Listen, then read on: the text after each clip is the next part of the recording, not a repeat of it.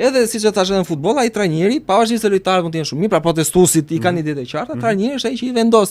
Ideja jote këtu, thjesht është ai që do t'i vendosi në mënyrë që të marrësh rezultatin. Të vetme gjë që pra i ka bërë të gjitha të mira kjo protestë, vetëm gjë që s'ka bërë të mirë është organizimi, kur njerëzit nuk e dinë kur do jetë përshkallëzimi i radhës. Nuk e di njeri që në ditën e 74 apo 75, ato që do të vijnë 80-ën apo 100-ën, çfarë do ndodhi? Çfarë ndodhi po? Pra unë shkoj. Do bëj diçka, më thuaj diçka, pse duhet vi? Po pra, unë po shkoj në shesh, po dal për ditë, unë nuk e di çfarë do ndodhi sot. Dhe është kthyer në një monotoni, realisht është kthyer monotoni, marshimi ishte gjeti javën e parë, pra mbas javës së parë që quhet një përshkallëzim, po nuk mund vazhdoj tani që mikrofoni kthehet si foltore, apo që marshimit kthehet si shëtitje. Si shëtitje dhe bulevardit Lulit apo të Berishës, pra nuk mund vazhdohet kështu. Foltore, marshim, nuk mund kthehet kjo. Unë dua që dhe protestuesit besoj, me ato që flas, duan që nëse unë dal sot, do ketë një agjendë, do ketë një program, do ketë një plan veprimi. Pra cili është plani i veprimit? Dhe duhet artikuluar nga ata që mbajnë mikrofonin ose nga njerëzit që flasin. Pra nga njerëzit që kanë ide organizimi që thotë po, sot në ditën e 74 do bëjmë 1, 2, 3 gjëra. Do shkojmë me 1 shtator, në parlament do bëjmë 1, 2, 3 veprime. Do gjymë vezë, do jemi këtu, do jemi aty, pra do jetë komplet një organizim.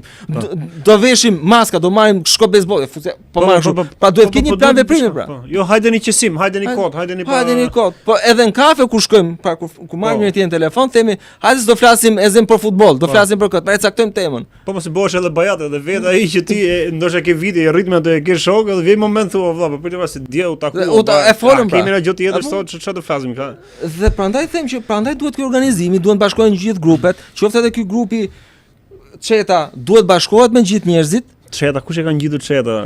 Po Çeta ka lind shumë sepse Çeta është i gjë shumë një grupim i vogël. Pra Çeta vetë fjalë shqip është po bën një grup i vogël, grupim i vogël. Po bën një dëm madh. Dhe këto po bëjnë këtë dëmin e madh. Dhe ne i themi o zotëri, mos artikuloni për çarjen. Hajde bashkohuni, hajde flasim, rrafim idet dhe të zgjedhim ç'a plan veprimi do ketë. Kur mendon se duhet të kishte nis kjo faza? Si është shumë interesante kjo që thua. Kur mendon se duhet të kishte nis? Kjo besoj që në 10 ditën e parë. Duhet ishte e domosdoshme. Pra që në momentin kur erdhën njerëzit aty. 10 ditën e parë duhet patjetër të kishte protesta, duhet të kishte atë organizimin e vet, atë strukturën e vet, sepse nuk mundet si puna autobusit që të jenë gjithë shofera. Nuk mundet më. Kemi ne atë Barcaletin që vetëm nga Vlora bën autobusin që të jenë gjithë vend parë, po edhe ashtu nuk ecën dot. Pra duhet që të kishte këtë organizimin, se them protesta duhet të jetë horizontale, duhet të jetë pa kokë, duhet të jetë pa, po si mund duhet të jetë pa kokë e pa bisht. Patjetër duhet të ketë ka kokën, ka trupin, ka bishtin, ka të gjitha, më ka durët, ka komët, duhet të jetë si organet, pra siç është njeriu duhet të jetë edhe struktura e protestës.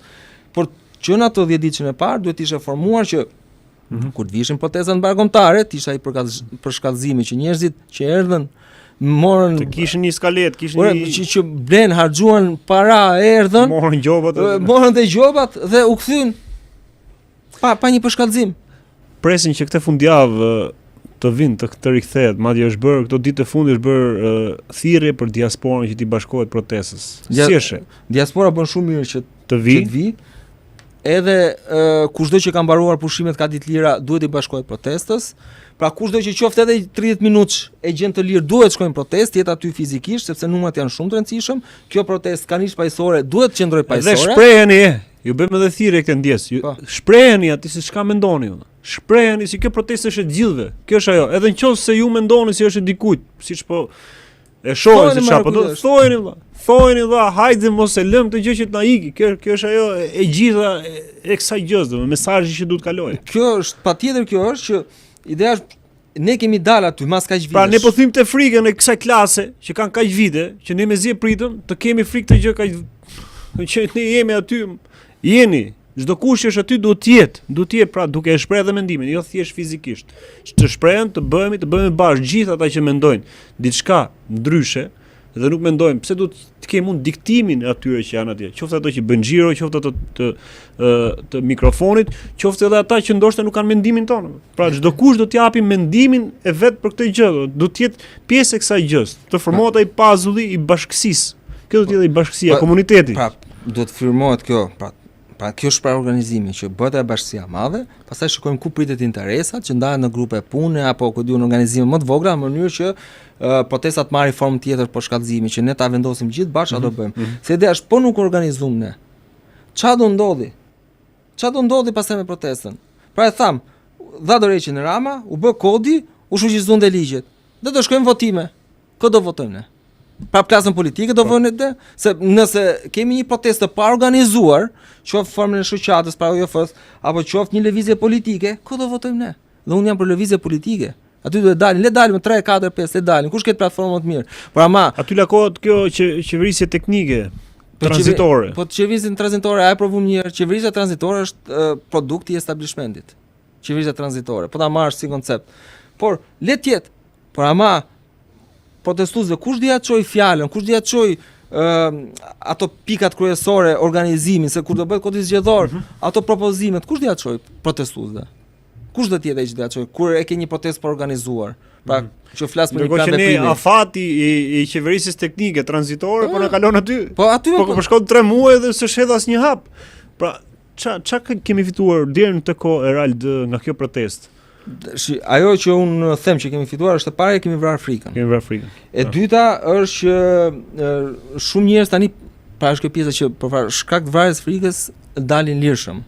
E treta pakton unë perceptimi im është që ne e dim që cili person është ku dhe çfarë mendon. Pra ne e dim ku jemi te llogoret tona, ne e dim që një person nëse për shembull mendon X e dim se ku është me një establishmenti politik ose jo, pasi thosh kjo protestë, unë mendoj kanë çerr maskat.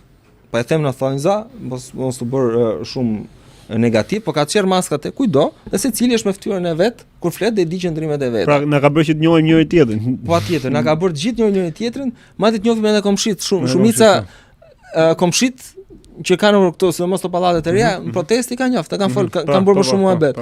Pra kanë filluar që ne kemi filluar të njohim njëri tjetrin. Dhe kjo është gjë e mirë, sepse ishin ftohur shumë që klasa politike. Ne kishim bërë shumë indiferent, pra kjo klasë politike gjithë këto vite na ka bërë indiferent që ne dhe po tenton kjo klasë politike që e sulmoi si rilindja, pra pjesa Ramës, jo Irani, jo kujdiun agjentura tuja, dhe si ripërtëritja që thotë që janë të paguar, protestues të Sorosit, filloi gjithë patronazhisti këtij, patronazhisti atij, këto i kanë nxjerr Rama. Pra u zin të dy që kush i kanë nxjerr, ndërkohë pas një jave morën vendime që nuk ishin as Tiranit e kujdiun çfarë agjentura të tjera, dhe këto thanë që Reporteria nxirrin do dalin vetë ta mbështesin protestën. Pra i nxorri të gjithë fytyrat e vërteta. Po gabimet më trashanike, më kyçe, më kryesore, më që kanë dëmtuar më shumë te protestë sipas teje. Për mua është futja qoftë me dashje, qoftë pa dashje. Establishmenti me ato persona që ka tek organizimi i protestës. Vetëm establishmenti politik. Për te pjesë klasës politike ose ata që po kjo ka fut për çarjen. Jo, në lëvizje në atë që shohin njerëz, pra në pjesën e organizimit gjës, që kanë shkuar diku, kanë bërë këtë lëvizje, kanë bërë këtë diçka tjetër. Pra kjo është pjesa e asaj që quajun një plan veprimi ose si një plan veprimi i qëllimshëm për të zbehur zemrantën apo për zbehur protestën, që për shembull, pse duhet në një moment caktuar kur ke protestën që thot marshim, të shkosh në Rinas, pastaj të shkosh në rektorat, pastaj të shkosh te parlamenti me vezë, ku askush nuk pyetet, kur protesta ka qenë gjithkohës paqësore dhe duhet që ndronte paqësore, sepse nëse është thyer ajo tabuja apo është gjithë retorika e propagandës që kjo protesta do ishte e dhunshme etj që Rama e kishte si argument që unë ruaj stabilitetin në Shqipëri se kur bënte protestat opozita, se unë shi sa dhunshëm janë këta. Dhe kjo është bërë dhe ne shkuam prapë te veza. Dakord jam, veza nuk të vret etj, por është i